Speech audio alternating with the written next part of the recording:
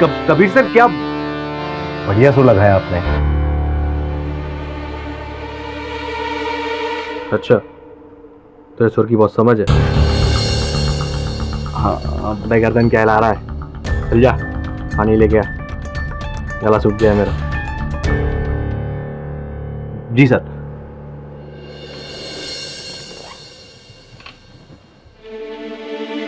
हाँ जी।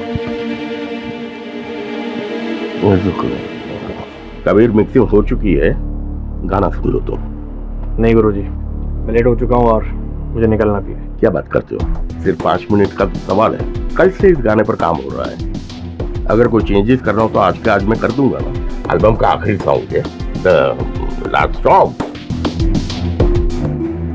चलिए ठीक है गुरुजी, सुनाइए। आनंद हेडफोन देना तो। जी। नहीं वो नहीं नए मिक्सर पर जो नया हेडफोन आया है ना, वो मुझे दो, मेरा वाला। Okay bring it.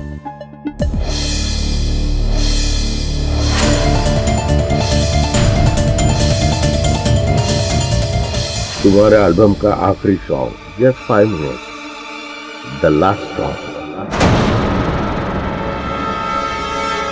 शुरू करें?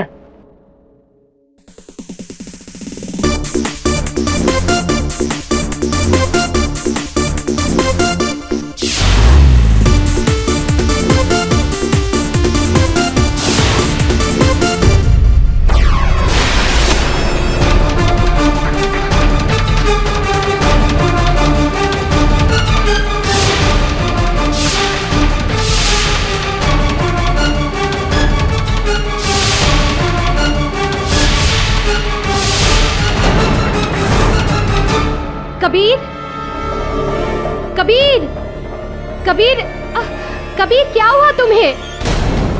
कबीर क्या हुआ तुम्हें? उठो ना कबीर। कबीर? गुरुजी देखिए ना क्या हो गया इसे। Kabir? Oh my God. Anand doctor को फोन कर, जल्दी डॉक्टर को फोन कर। कबीर उठो। कबीर कबीर कबीर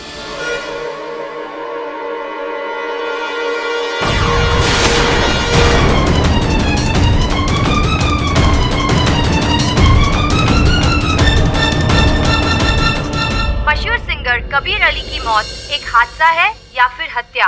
क्या आवाज से भी किसी इंसान की जान जा सकती है?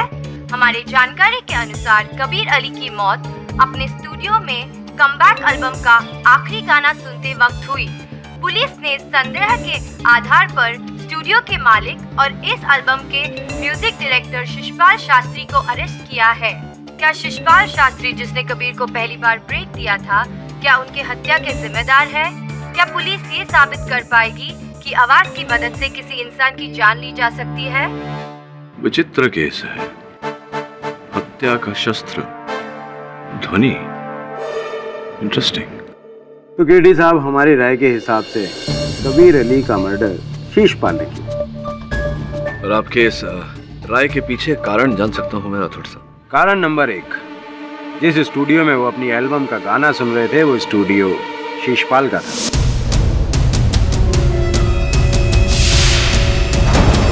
कारण नंबर 2, उस दिन कबीर अली को कहीं जाना था, लेकिन शिशपाल ने उसे जबरदस्ती गाना सुनने के लिए रोका।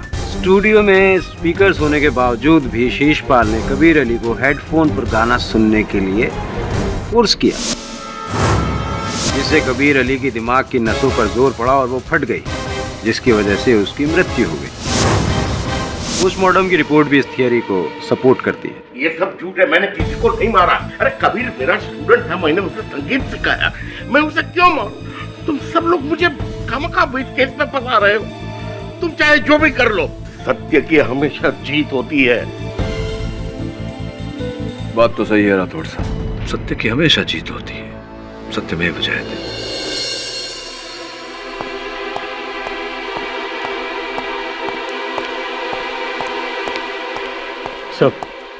सर आपने म्यूजिक डायरेक्टर शिशपाल का केस ले लिया। आपको पता है ना सर, सारे सबूत उसके खिलाफ है।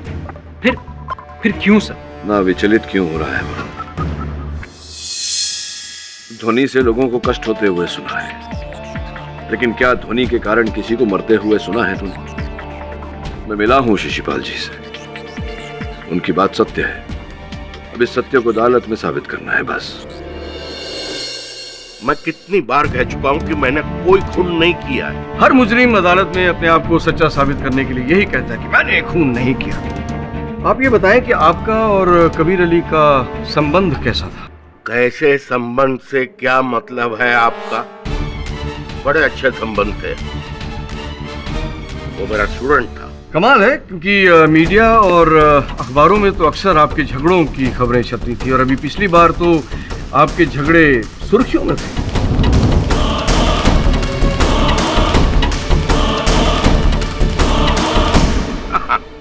वो तो बहुत पहले की बात है, जब साहब कबीर उस समय नशे में था और जिस दिन ये घटना हुई उसके अगले दिन ही मेरे पास आया और माफी मांगी। मीडिया वालों ने ये खबर नहीं छापी, उन्हें तो सिर्फ गॉसिप चाहिए। अच्छा ये बताइए कि आपको एक इंटरनेशनल प्रोजेक्ट से जब कबीर अली ने बाहर निकलवाया था तो तब भी क्या वो नशे की हालत में था? एक नहीं, उसने कई प्रोजेक्ट से आपको बाहर निकलवाया था। नहीं, इससे साफ जाहिर होता है कि उसे आपके साथ काम करना पसंद नहीं। फिर ऐसी क्या वजह रही कि अपनी कमबैक एल्बम के लिए उसने बाकी सब म्यूजिक डायरेक्टर्स को ताक पे रख के आपको चुना? क्योंकि आप कष्ट ना करें, मैं बताता हूँ।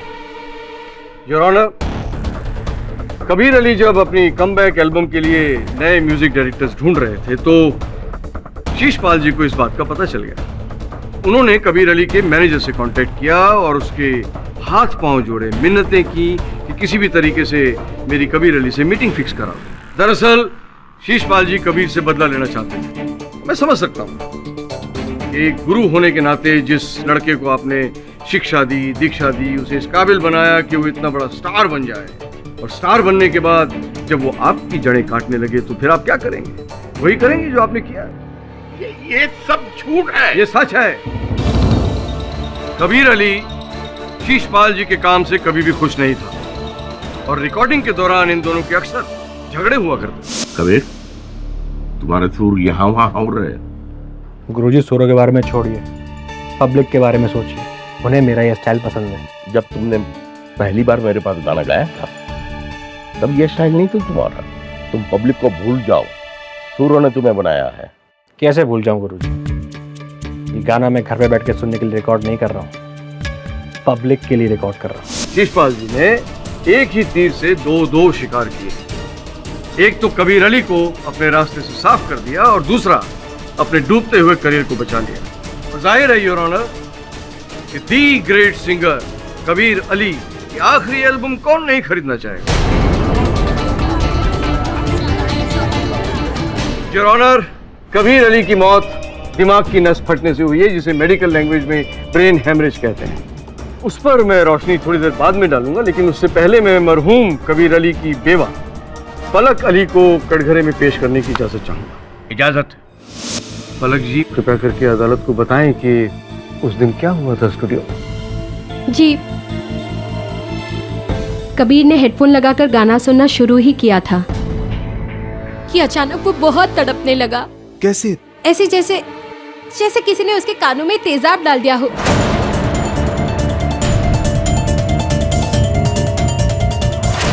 इस सिलसिले में मैं इंस्पेक्टर राठौर को कटघरे में बुलाने की इजाजत चाहूंगा। इंस्पेक्टर राठौर, क्या आप बताएंगे कि शीशपाल जी पर आरोप लगाने की क्या वजह थी पुलिस के पास? सर, जैसे आप जानते हैं कि कबीर अली की मौत ब्रेन हेमरेज से हुई है, इसलिए पुलिस के पास ये सवाल था कि आखिर कबीर अली को ब्रेन हेमरेज हुआ क्यों। तभी हमारी नज़र उस फोटोग्राफ पर गई जो एज एन एग्जिबिट हमने कोर्ट में भी जमा किया है। उसमें आप देख सकते हैं कि कबीर अली ने हेडफोन पहने हुए हैं जो पीछे रखे मिक्सर से कनेक्टेड है और जिसकी वॉल्यूम 200 डेसिबल पर सेट थी। 200 decibel, point to be noted my lord. ध्वनि में बहुत शक्ति होती है। उड़ता हुआ प्लेन 120 डेसिबल की ध्वनि पैदा करता है योर ऑनर, और एक बड़ा पटाखा 150 डेसिबल की ध्वनि पैदा करता है, जिससे अक्सर इंसान परेशान हो जाता है। तो आप अंदाजा लगा सकते हैं योर ऑनर कि 200 डेसिबल की ध्वनि बिना किसी रोक टोक के सीधा कानों के अंदर जब जाएगी तो दिमाग की नसें नहीं फटेंगी तो क्या हो? प्रोसिक्यूटर साहब, एक प्रश्न उठ रहा है मेरे मन में, कृपया उत्तर दीजिए। कबीर साहब की मृत्यु के कुछ दिन पहले शिशपाल और कबीर साहब एक साथ काम कर रहे थे। अगर शिशपाल जी कबीर साहब की हत्या करना चाहते थे तो कोई आसान सा तरीका अपनाते, इतना जटिल रास्ता क्यों अपनाया? केडी साहब, औरों के लिए जटिल काम हो सकता है, लेकिन शीशपाल के लिए बच्चों का खेल है। आप शायद भूल रहे हैं कि शीशपाल जी म्यूजिक डायरेक्टर हैं।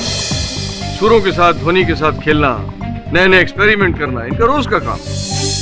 योर ऑनर, शीशपाल जी ने कबीर अली की हत्या करने के लिए ध्वनि का सहारा लिया था और इसके लिए मैं शीशपाल जी के असिस्टेंट आनंद को कटघरे में बुलाने की इजाजत चाहूँ। तो आनंद जी, आप शीशपाल जी के साथ कितने सालों से काम कर रहे हैं? जी 3 साल। 3 साल? 3 नहीं, 4 साल से। आप तय कर लें कि कितने साल हुए हैं। 4 साल 2 में। तो आपको तो पता होगा कि शीशपाल जी के स्टूडियो में जो इक्विपमेंट्स हैं वो पुराने हैं या अभी हाल ही में नए खरीदे गए हैं? आप ये फोटो देख के बताएं, ये जो मिक्सर खरीदा गया है ये पुराना है या अभी हाल ही में नया खरीदा गया है?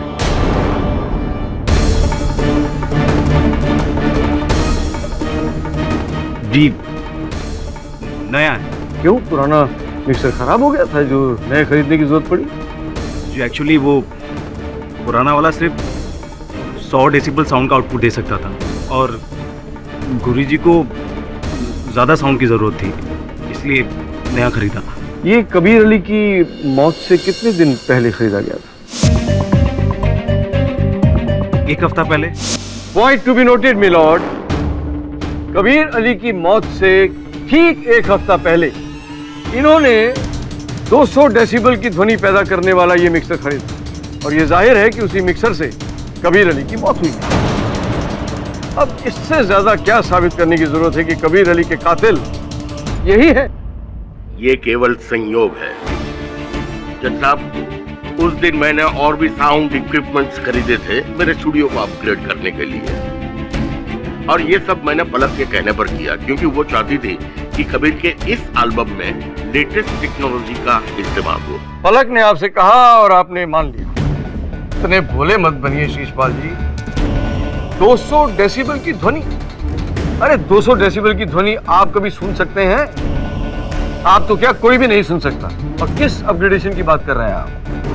शीशपाल जी, आपकी भलाई इसी में है कि आप अपना जुर्म अदालत के सामने कबूल कर लें कि आप ही कातिल हैं। प्रोसिक्यूटर साहब, क्या है कि एक गाड़ी की अधिकतम रफ्तार 200 किलोमीटर प्रति घंटे की होती है, किंतु मुंबई जैसे शहर में गाड़ियां 40 किलोमीटर की औसत रफ्तार से चलती है। अब 40 किलोमीटर और 200 किलोमीटर में तो बहुत बड़ा अंतर होता है, तो फिर क्यों कार कंपनियां इतनी अधिक रफ्तार की कारें बनाती हैं? योर ऑनर, वास्तविकता में शिशपाल जी अपने स्टूडियो को आधुनिक तकनीक से लैस करना चाहते हैं, फिर उन्हें उसकी जरूरत पड़ती या ना पड़ती। जिस प्रकार से आजकल टीवी पर 1000 से भी अधिक चैनल्स आते हैं, फोन की मेमोरी 64 GB तक पहुंच गई। अब ये सुविधाएं हैं, इनका उपयोग करना न करना ये व्यक्ति विशेष पर निर्भर करता है। क्यों साहब, है ना? केडी साहब, आपकी तमाम दलीलें आपके मुवक्किल को बचाने में कोई मदद नहीं करेंगी। शीशपाल जी ने ही ये 200 डेसिबल का इक्विपमेंट खरीदा था कत्ल के तहत, और जब कबीर अली उस स्टूडियो में अपना आखिरी गाना सुन रहे थे उस वक्त इन्होंने उस मिक्सचर का वॉल्यूम धीरे धीरे चुपके से बढ़ा दिया। मैं वॉल्यूम कैसे बढ़ा सकता हूँ? जज साहब, जब कबीर ने गाना सुनना शुरू किया तब मैं वॉशरूम गया था। जब मैं वॉशरूम से वापस आया तो कबीर जमीन पर गिरा पड़ा था। योर ऑनर, मैं अदालत में साबित कर सकता हूँ कि मिक्सर का वॉल्यूम शीशपाल जी ने ही बढ़ाया था। कैसे? आनंद से पूछते हैं।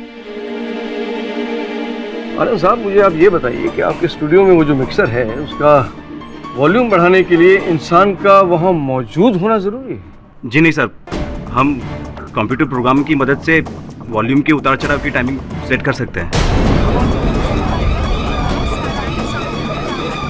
Point to be noted my lord, Sheeshpal ji ने उस कंप्यूटर में पहले से ही साउंड बढ़ाने की प्रोग्रामिंग सेट कर रखी थी।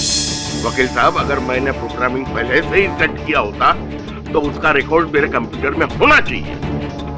आप चाहो तो मेरा कंप्यूटर चेक कर सकते हो।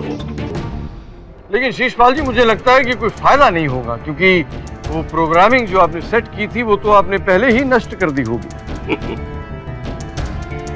आपकी कंप्यूटर के बारे में जानकारी बहुत ही अधूरी है।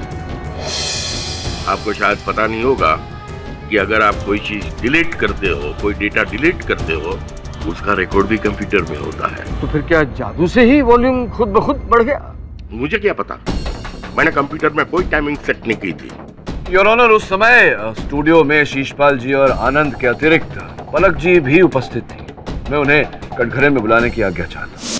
पलक जी, आप भी गाती थी, अच्छा गाती थी, सुरीला गाती थी, फिर अचानक संगीत की दुनिया से संन्यास क्यों ले लिया आपने? जी वो शादी के बाद बहुत जिम्मेदारियां बढ़ गई, बस इसलिए। जो करियर आपने खड़ा किया था कठिन संघर्ष करने के बाद, तो जिम्मेदारियों के चलते, उत्तरदायित्व के चलते आपने वो करियर छोड़ दिया।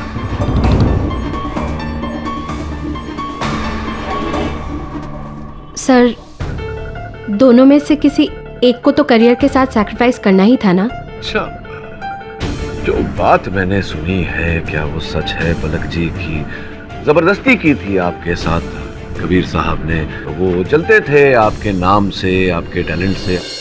ऐसा कुछ भी नहीं था। हो सकता है मैंने गलत सुना, किंतु अखबार में जो समाचार छपते थे आपके और कबीर साहब के बीच, ये जो अनबन चल रही थी, एक रिपोर्ट में लिखा हुआ था कि उन्हें नशे की लत थी, नशा करने के बाद में वो हिंसक हो जाते थे, आपको मार पीटते थे। क्या ये भी गलत है? आप जानते हैं मीडिया को तिल का ताड़ बनाकर छापने की आदत है। तिल न हो तो ताड़ कैसे बनाए? खैर छोड़िए, ये देखिए इस तस्वीर में, देखिए आपके चेहरे पर चोट लगी हुई है और आप भरकस प्रयास कर रही है इस चोट को छिपाने का। ये क्या, कैसे लगी आपको ये चोट? देखिए, छोटा सा एक्सीडेंट हुआ था मेरा, ये तस्वीर उस वक्त ली गई थी। चलिए ठीक है पलक जी, मान लेते हैं कि कबीर साहब के साथ आपका वैवाहिक संबंध बिल्कुल ठीक ठाक था, राजी खुशी थे आप दोनों, और आपने अपनी इच्छा से ही संगीत से संन्यास लिया। जी हाँ। तो फिर ये बताइए कि कुछ 6 महीने पहले मेरे एक मित्र हैं एडवोकेट, उनके पास आप गई थी तलाक की मांग लेकर, कबीर साहब से डिवोर्स चाह रही थी आप, ऐसा क्यों? योर ऑनर, नोट करने वाली बात है कि ये जो तस्वीर है इनकी, ये भी 6 महीने पुरानी है। क्यों, बताइए ना, मेरे प्रश्न का उत्तर दीजिए। हाँ, वो चोट कबीर की ही पहुंचाई हुई थी, और गुस्से में आके मैंने वकील से कांटेक्ट किया था, लेकिन कबीर को अपनी गलती का एहसास हुआ। उसने मुझसे माफी भी मांगी और दोबारा ऐसी कोई हरकत नहीं करेगा, इस बात का प्रॉमिस भी किया। मैंने उसे माफ कर दिया था, और आप अपने एडवोकेट मित्र से पूछ सकते हैं क्या उसके बाद मैंने उन्हें कॉल किया या मैं उनसे मिलने गई। कहीं ऐसा तो नहीं पलक जी कि इस बात को लेकर भी कबीर साहब ने आपको धमकाया हो, इसी कारण आप दोबारा उस वकील से मिलने नहीं गई? कहीं ऐसा तो नहीं कि 6 महीने आप योजना बनाती रही कबीर साहब से छुटकारा पाने की? कहीं ऐसा तो नहीं कि उस दिन स्टूडियो में आपको अवसर मिल गया और आपने उस मिक्सर की जो क्षमता है वो 200 डेसिबल तक पहुंचाकर कबीर साहब की हत्या कर दी? What? I object your honour. KD साहब एक सम्मानित नागरिक पर झूठा इल्जाम लगा रहे हैं। क्या कह रहे हैं? मैं झूठ बोल? योर ऑनर, मैं और झूठ बोलूंगा, वो भी अदालत में? और आनंद ने अपने कथन में कहा था कि पलक जी के कहने पर शिशपाल जी ने वो मिक्सर खरीदा था, आपके कहने पर खरीदा था? हाँ, लेकिन मैंने तो वो सिर्फ बात में कह दिया था। या फिर शिशपाल जी के इस मिक्सर का फायदा उठाकर आपने अपनी योजना को फलीभूत किया? What nonsense! आप मुझ पर शक कर रहे हैं? हाँ, क्योंकि आपके पास कारण था कबीर साहब की हत्या करने का। उस दिन जब शिशपाल जी बाथरूम गए, आपने मिक्सर का डेसिबल बढ़ाया और उनकी हत्या कर दी।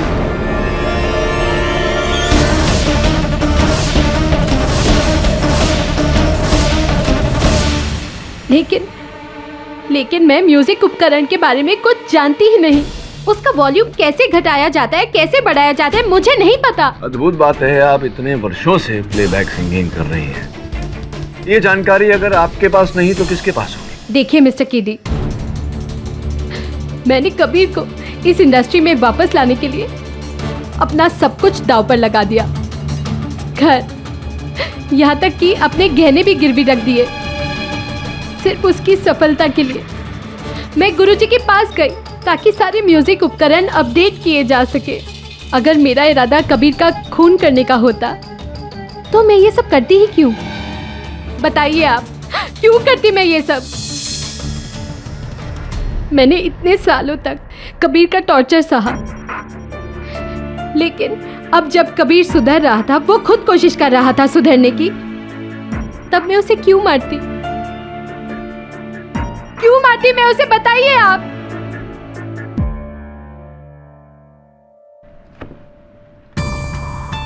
लगता है केडी साहब के पास इस बात का कोई जवाब नहीं है, इसलिए वो सिर्फ इल्जाम पे इल्जाम ही लगा रहे हैं। Your honour. केडी, आपको अपनी बात साबित करने के लिए अदालत के सामने पुख्ता सबूत पेश करने होंगे। यह अदालत कल तक के लिए मुलतवी की जाती है।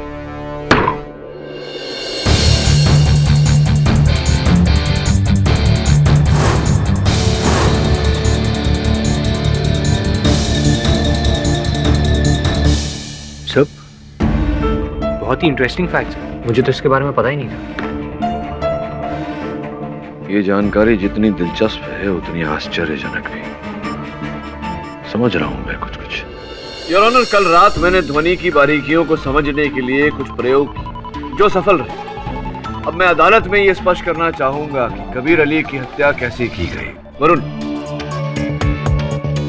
इस मिक्सर के जरिए मैं अदालत में 200 डेसिबल की ध्वनि उत्पन्न करूंगा योर ऑनर, जो प्रोसिक्यूटर महोदय के अनुसार जानलेवा है, प्राणघातक है।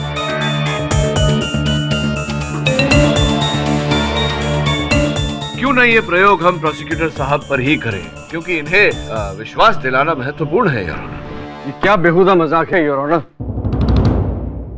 केडी साहब जी, आपको मालूम है कि आप मुझसे केस हारने वाले हैं, तो इसलिए आप क्या मेरी जान ही ले? अरे नहीं, बड़े आपके दुश्मन जहाँ साहब, कैसी बातें कर रहे हैं? वैसे भी आप इतनी आसानी से नहीं मरोगे। नहीं, मेरा मतलब है मैं ये प्रयोग स्वयं पर कर लेता हूँ।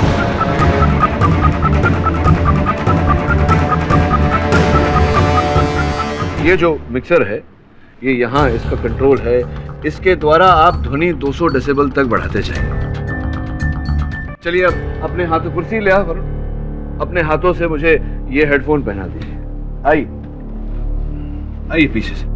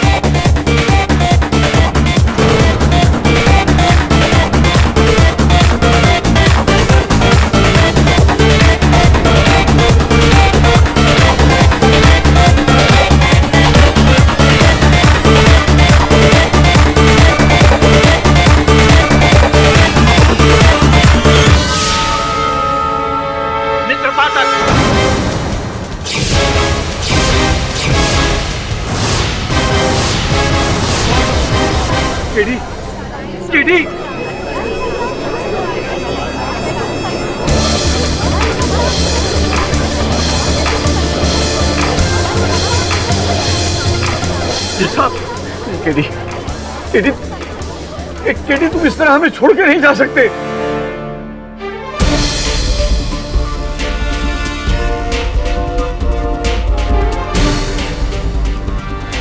मैं गया नहीं हो जा सकता हूँ। अदालत में अपने भावनाओं को नियंत्रण में रखिए। ये क्या बेहुदा मजाक है जज साहब?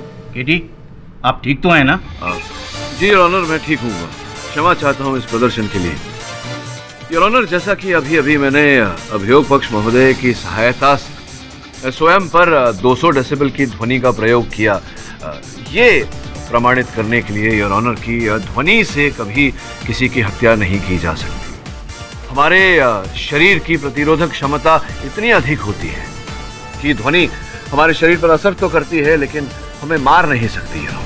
योर ऑनर, हमारे कान में 3 हड्डियां होती हैं, जिन्हें अंग्रेजी में मैलियस, इंकस और स्टेपस कहते हैं। तेज ध्वनि सुनते ही ये हड्डियां सिकुड़ जाती हैं और उस तेज ध्वनि को हमारे मस्तिष्क तक नहीं पहुंचने देती। इसलिए योर ऑनर, मैंने ये प्रदर्शन अदालत में किया। योर ऑनर, मेरी दरख्वास्त है कि बहस को आगे बढ़ाने से पहले किसी एक्सपर्ट की राय ले ली जाए। Absolutely your. इजाजत। डॉक्टर साहब, केडी ने जो साइंटिफिक एविडेंसेस अदालत के सामने पेश किए हैं, उनके बारे में आपका क्या विचार है? KD is absolutely right. आपका कहने का मतलब है कि कबीर की मौत ध्वनि से नहीं हुई? नहीं, साउंड ही इनकी मौत की वजह है।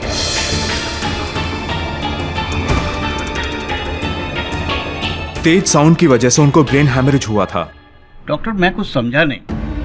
एक तरफ आप कह रहे हैं कि तेज ध्वनि की वजह से मौत नहीं हो सकती, दूसरी तरफ आप ही कह रहे हैं कि तेज ध्वनि की वजह से कबीर अली की मौत हुई। आखिर सच क्या है? सच ये है कि कबीर के शरीर की प्रतिरोधक क्षमता ने काम नहीं किया।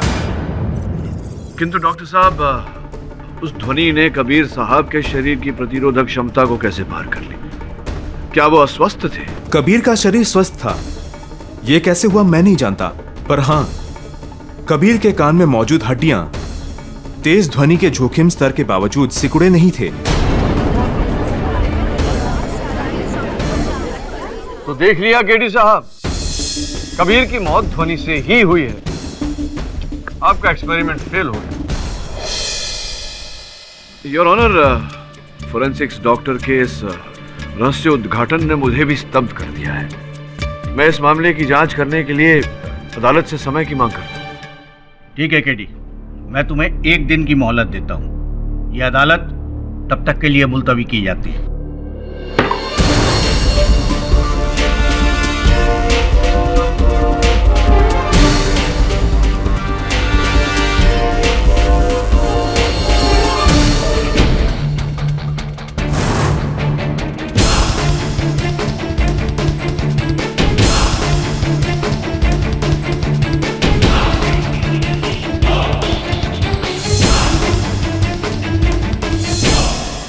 Excuse me, Katie.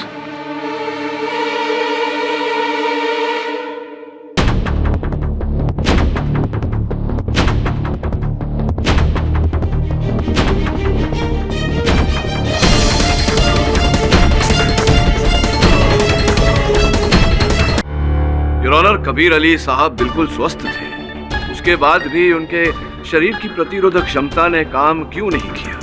इस प्रश्न का उत्तर पाने के लिए मैं शिशपाल जी के सहायक आनंद को कटघरे में बुलाने की अनुमति चाहता हूं। आनंद, आप गायकों का और संगीतकारों का स्टूडियो से आने जाने का प्रबंध किया करते हैं, तो क्या कभी आपने कबीर साहब के कहीं जाने का प्रबंध किया था? हाँ,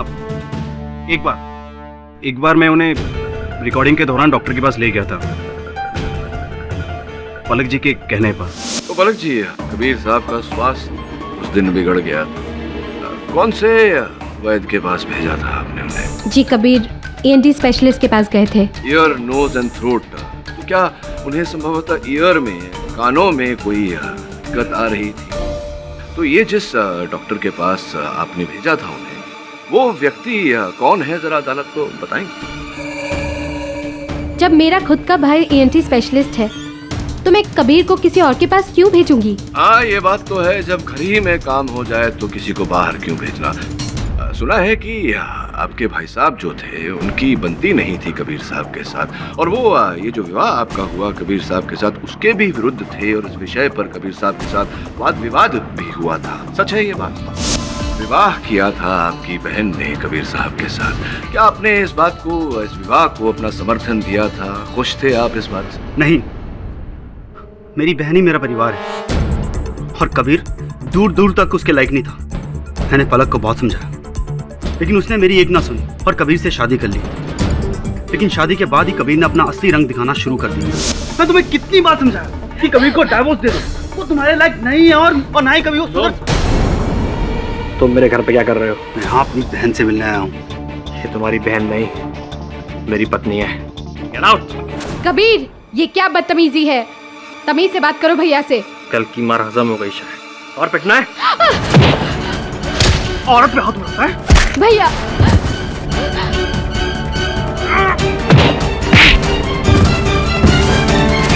तो आपने अपनी बहन पलक की समस्या ही हल कर दी कबीर साहब की हत्या करके।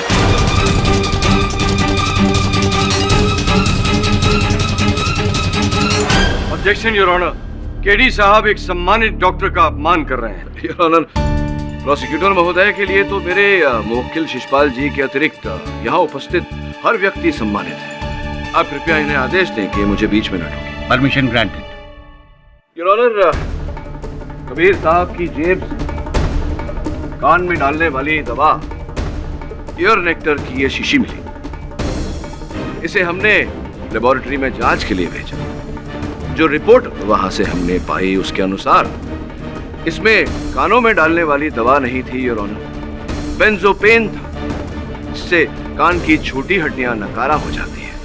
एक मिनट, इसे कृपया विस्तार से समझाने का कष्ट करेंगे। डॉक्टर साहब, बेंजोपेन नामक ये रसायन मनुष्य के कानों पर क्या असर करता है, ये कृपया अदालत को बताएं। ये रसायन कानों को सुन कर सकता है, पर इससे सुनने की शक्ति पर कोई असर नहीं पड़ता। और हाँ, इस रसायन की वजह से कान के कुछ हिस्से नकारा हो सकते हैं। कुछ हिस्से नकारा हो जाते हैं से अर्थ है आपका जैसे कि कान की रक्षा करने वाली वो छोटी छोटी हड्डियां। इस केमिकल की वजह से तेज साउंड आने पर भी ये बोन्स दिमाग की रक्षा नहीं कर सकती। और रक्षा के अभाव में तेज ध्वनि मनुष्य के मस्तिष्क को आघात पहुंचा सकती है। ऑर्डर। डॉक्टर साहब, अगर ये बात सही है तो फिर पोस्टमार्टम रिपोर्ट में आप ये क्यों नहीं पकड़ पाए? योर ऑनर, प्रोसिक्यूटर साहब के इस प्रश्न का उत्तर मैं देना चाहूंगा। वास्तविकता में बेंजोपेन शरीर के अलग तत्वों से बड़ी सरलता से घुल मिल जाता है, जिसके कारण फोरेंसिक के डॉक्टर उसे पकड़ नहीं पाए। ठीक कह रहा हूं? KD is absolutely right. Your honour, Kabir साहब की मृत्यु का कारण कान की दवा की ये बोतल है।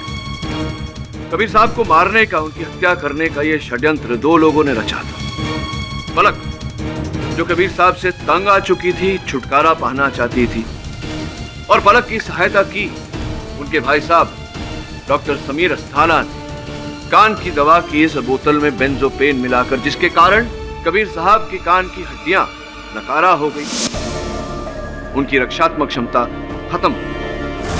इस षड्यंत्र के दूसरे चरण को अंजाम दिया पलक ने रिकॉर्डिंग के आखिरी दिन पर मिक्सर का वॉल्यूम 200 डेसिबल तक बढ़ाकर।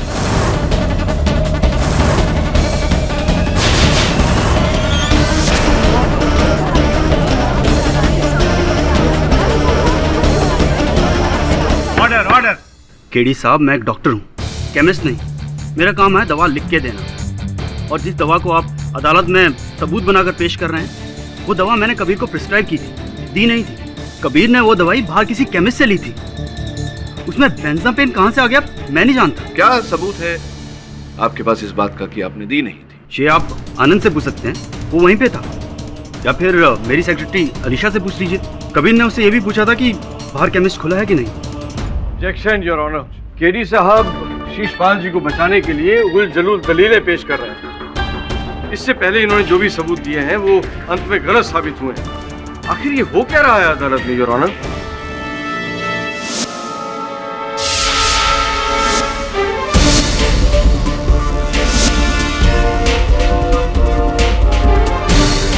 क्या बात है केडी साहब, आप क्यों मुस्कुरा रहे हैं? अपनी मूर्खता पे मुस्कुरा रहा था। आपने मान लिया कि आप गलत थे? हाँ, बहुत बड़ी भूल की है मैंने।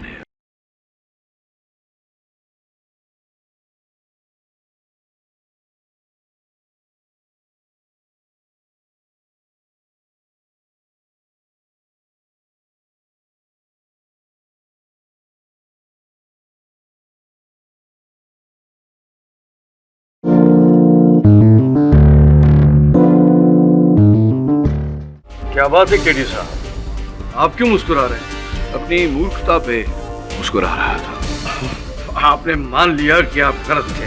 हाँ, बहुत बड़ी भूल की है मैंने। अब देखिए ना, हर प्रश्न का उत्तर मेरे सामने था, मैं ही इन्हें अनदेखा कर रहा था। बताता हूँ।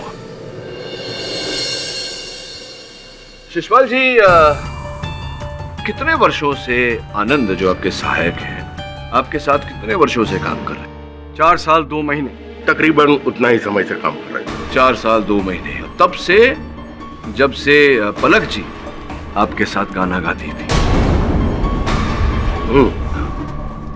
तो ये बताइए शिशपाल जी कि इतने वर्षों से आनंद आपके साथ है, कभी आपने उसे मौसीकी गायक की क्यों नहीं सिखाई, गायिका उसे? योर ऑनर, केडी साहब मुद्दे से भटक रहे हैं। मृत्युंजय झा साहब, इस केस का रहस्य आनंद के काम से ही जुड़ा हुआ है, आप कृपया बीच में न टोकें। बताइए शिशपाल जी, क्यों नहीं सिखाई आपने गायकी आनंद? उसे कभी दिलचस्पी ही नहीं दिखाई, और वो जिस तरह से बोलता है वो तो गाएगा कैसे? अच्छा, तो जब उसने दिलचस्पी ही नहीं दिखाई, रुचि ही नहीं दिखाई, तो फिर रियलिटी शोज में भाग कैसे लिया उसने? हाँ? आपको इस बात का ज्ञान नहीं है ना कि उसने रियलिटी शोज में भाग लिया? नहीं। आनंद, किस किस रियलिटी शो में भाग लिया आपने, बताएंगे? देखिए, झूठ मत बोलिएगा, मेरे पास उस हर रियलिटी शो की रिकॉर्डिंग है। जी, म्यूजिकल आइडल, गाना और बजाना, म्यूजिकल आइडल 2। मेरा संदेह ऐसे ही निकला आनंद, मतलब वो हर शो जिसमें पलक जी जज थी।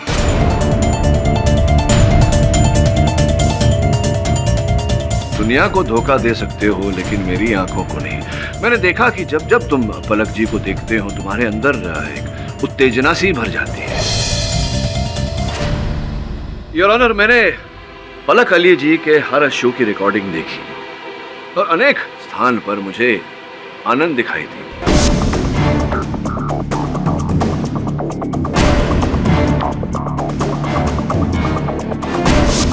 मैंने इस बात को महत्व नहीं दिया ये सोचकर कि शिशपाल जी ने इन्हें किसी कार्य के लिए भेजा होगा, किंतु जब सारे रास्ते बंद हो गए तो मेरी नजर आनंद पर गई। आनंद उस हर जगह उपस्थित था, रिकॉर्डिंग स्टूडियो में, केमिस्ट के पास, डॉक्टर अस्थाना के क्लिनिक में, और शिशपाल जी ने मेरे संदेह को विश्वास में बदल दिया ये कहकर कि इन्होंने आनंद को उन रियलिटी शोज में नहीं भेजा था। तो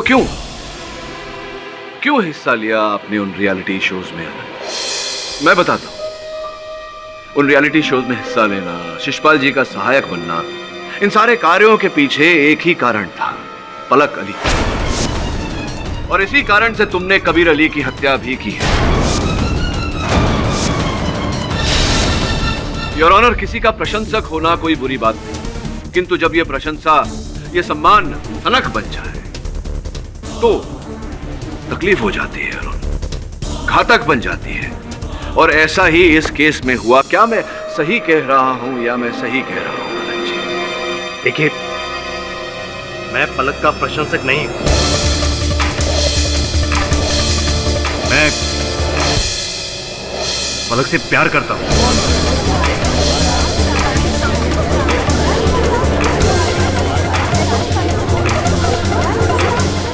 ऑर्डर। पलक के लिए मैं गांव छोड़कर यहाँ आया। पलक के लिए मैंने गुरुजी के यहाँ नौकरी की, लेकिन एक दिन अचानक से एक गंदा नालायक इंसान कबीर पलक की जिंदगी में। पलक ने उससे शादी कर ली। मुझे बहुत गुस्सा है। फिर मैंने सोचा कि अगर पलक की खुशी से मैं तो यही सही। मैं गुरुजी के यहाँ नौकरी करता रहा। पलक वहां बीच बीच में आती थी। इस बहाने पलक को देखने का मौका मिल जाता। कबीर बहुत ही गंदा इंसान। उसने गुरुजी से झगड़ा कर लिया। चली हो गया। अब खड़ा खड़ा मेरी शक्ल क्या देख रहा है? चल जा, कुछ चखना बना लेके आ, जा।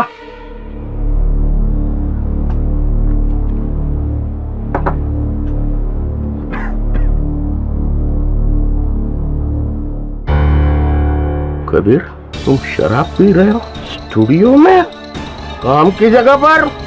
अरे ये मेरा मंदिर है, मंदिर। यहाँ पर मैं पूजा करता हूँ। अरे होगा ये आपका मंदिर, लेकिन मैं जो चाहे वो कर सकता हूँ। मैं स्टार हूँ, स्टार। बाहर निकलो यहाँ से। आओ। नहीं करना मुझे आपके साथ काम। पलक ने स्टूडियो में आना बंद कर दिया। मैं पागल हो रहा था। मैं समझ नहीं पा रहा था कि पलक को कैसे मिलूं, कहां से देखूं। फिर मैंने हर उस रियलिटी शो में पार्ट लिया जिसमें पलक जज हुआ करती। इस बहाने मुझे पलक को देखने का मौका मिलता था। लेकिन कबीर ने उसका म्यूजिकल करियर भी चौपट कर दिया। एक दिन पलक स्टूडियो में आई। पलक को गुरुजी के सामने कबीर के करियर के लिए भीख मांगते देखना मुझसे देखा नहीं। आप भी जानते हैं गुरुजी, उसके इस डूबते हुए करियर को सिर्फ आप ही बचा सकते हैं। आपके अलावा और कोई नहीं बचा सकता। प्लीज गुरुजी, मैं आपके हाथ जोड़ती हूँ। मैं बर्दाश्त नहीं कर पा। पलक को ये गिड़गड़ाते देखना मुझे सहन नहीं हुआ। इसीलिए मैंने कबीर को मारने का फैसला किया।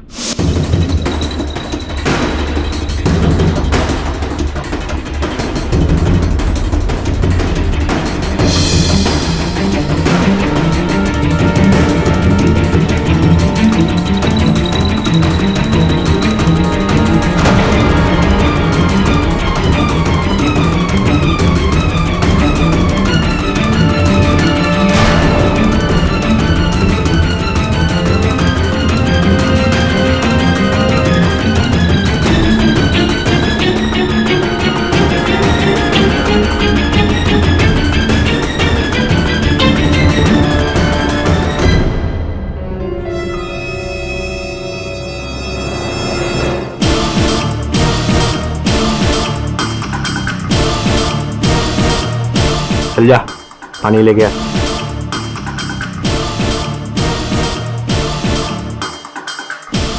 कबीर मिक्सिंग हो चुकी है, गाना सुन लो तुम।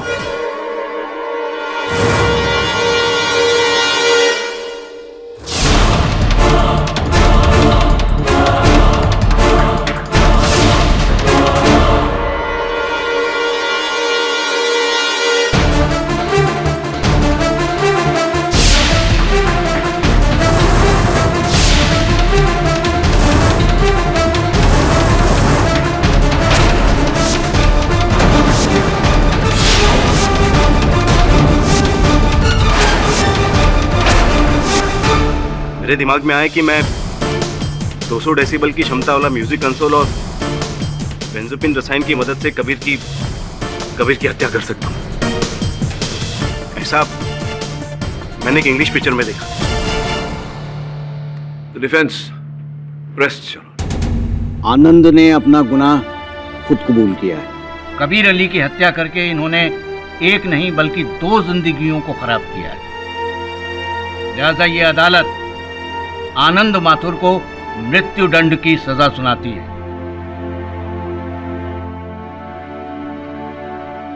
और शिषपाल शास्त्री को तमाम इल्जामात से बाइज्जत बरी करती है। The case is close.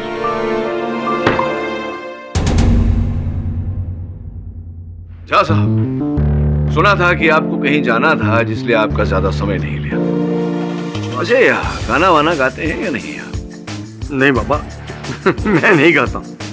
झूठ मत बोलिए झा साहब, बाथरूम में तो गाते ही हूं, हम सब गाते हैं।